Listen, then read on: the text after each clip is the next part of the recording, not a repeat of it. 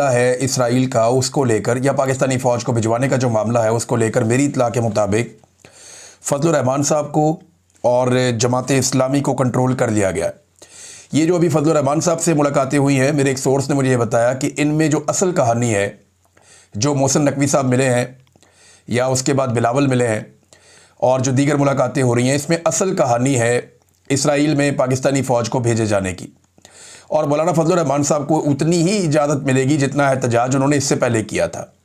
यानी जब ये अमन मुआहदा हो रहा था तो फजलुर रहमान साहब ने छोटी मोटी टुक टक की थी इसराइल को लेके, हल्का फुल्का वो स्टेटमेंट जारी करते हैं, लेकिन वो उससे आगे नहीं बढ़ते जो रियासत की पॉलिसी होती है। पाकिस्तान की मिलिट्री एस्टेब्लिशमेंट जो भी तय कर लेती है, फजलुर रहमान साहब उसके सहूलतकार बनते हैं।